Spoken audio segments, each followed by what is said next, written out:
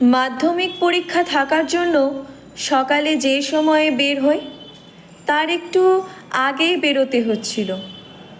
তার কারণ হলো সাউথ ইস্টার্ন রেল। লোকাল ট্রেনের টাইম টেবিলের কোনো ঠিক নেই। গত মঙ্গলবার স্টেশনে এসে যখন ট্রেন ধরার জন্য দাঁড়ালাম তখন সকাল 8টা। অ্যাপে দেখলাম 7:20 ট্রেনটায় লেট করেছে প্রায় 50 মিনিট। ট্রেন ঢুকতে তখনও 10-12 মিনিট দেরি। আমি আপ প্ল্যাটফর্মে দাঁড়িয়ে আছি। হঠাৎ করেই শালিমারগামী দূরপাল্লার একটি এক্সপ্রেস ট্রেন সিগন্যাল না পেয়ে ডাউন প্ল্যাটফর্মে দাঁড়িয়ে গেল।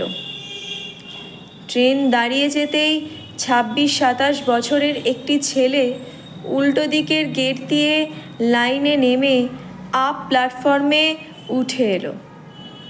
হাতে রয়েছে ছোট্ট একটি লাগেজ। আমি তখন কিছুটা দূরে দাঁড়িয়ে দেখছি ছেলেটিকে। অচেনা একটা স্টেশনে নামলে যেমনটা হয়, এই ছেলেটিও কিছু একটা বুঝতে চেষ্টা করছিল। 2-1 পা করে এগিয়ে আমার সামনে এসে আমাকে জিজ্ঞেস করলো এই স্টেশন থেকে কুলগাছিয়া স্টেশন যেতে কতটা সময় লাগবে। উত্তর দেব কিনা ভাবছিলাম, কারণ ছেলেটি হিন্দি ভাষী। সত্যি কথা বলতে আমি হিন্দি বুঝলেও হিন্দিতে কথা বলতে স্বাচ্ছন্দ্য অনুভব করি না। উত্তর না দিতে ছেলেটি সেম প্রশ্ন করল, এবার ইংরেজিতে। আমি উত্তরটা বাংলাতেই তাকে দিলাম। বললাম, খুব বেশি না, 10 মিনিটের মতন লাগবে, 10 কিলোমিটার রাস্তা মাত্র। ছেলেটি এবার বাংলাতেই উত্তর দিল, আমি অ্যাপে দেখে নিয়েই তো এই এক্সপ্রেস থেকে নেমে পড়লাম, আর না হলে সাঁতরাগাছি থেকে আবার ব্যাকে আসতে হতো। তা কুলগাছিয়া যাওয়ার জন্য এখান থেকে লোকাল ট্রেন পাবো? বাংলায় কথা বলছে শুনে আমি অবাক হলাম। বললাম, এখনই ট্রেন পেয়ে যাবেন, মেদিনীপুর লোকাল আসছে, উঠে পড়বেন। আমার থেকে উত্তর পেয়ে ছেলেটি আমাকে ধন্যবাদ জানাতেই জিজ্ঞেস করলাম, আপনি বাঙালি? ছেলেটি হাসছে, বলল, আমার মাদার টাং তেলেগু, মাদ্রাজে থাকি, কাজের সূত্রে বাংলায়। কুলগাছিয়াতে যাচ্ছি কোম্পানির কাজে, একটা প্রজেক্ট আছে, কাজ শেষ হলে ফিরে যাব। কথা বলতে বলতেই ট্রেন ঢুকে গেল।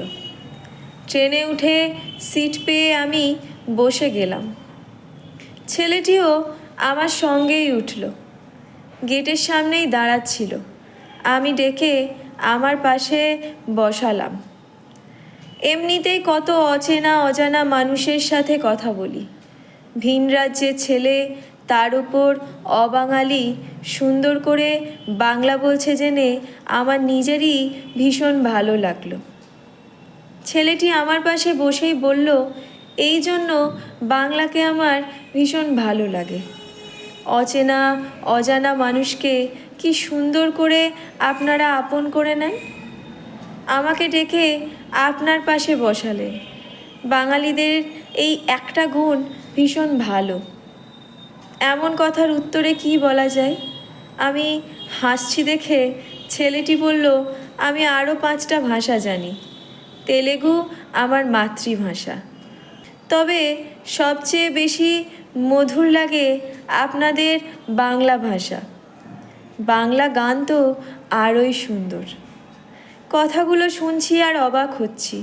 হঠাৎ করে মোবাইলটা খুলে দেখালো বেশ কয়েকটা বাংলা গান, অরিজিৎ সিং, কিশোর কুমার, শ্রেয়া ঘোষালের মতো জনপ্রিয় শিল্পীদের কিছু বাংলা গানের কালেকশন। দেখলাম রবি ঠাকুরের গানও আছে। আমি তো পুরো অবাক। জিজ্ঞেস করলাম, এত সুন্দর করে বাংলা বলছেন, তা বাংলা শিখলেন কি করে? এই তো এখানে কাজের সূত্রে এসে প্রায় 3 বছর আগে এসেছি এই বাংলায়। ধুলাগড় খড়গপুরেও কাজ করেছি। খুব ইচ্ছে বাঙালি মেয়ে বিয়ে করব, যে বাংলা গান শোনে। ওই একটা গান আছে না, এই পথ যদি না শেষ হয় তবে কেমন হতো বলো তো? My favourite song. ততক্ষণে পথ শেষ হয়ে গিয়ে ট্রেন তখন কুলগাছিয়া স্টেশনে ছুঁই ছুঁই। হাতটা বাড়িয়ে বলল, আসি, আবার দেখা হবে।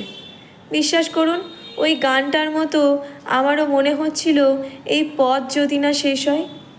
শুধু কথা বলতেই নয়, অবাঙালির বাংলা কথা শুনতে বড় ভালো লাগছিল।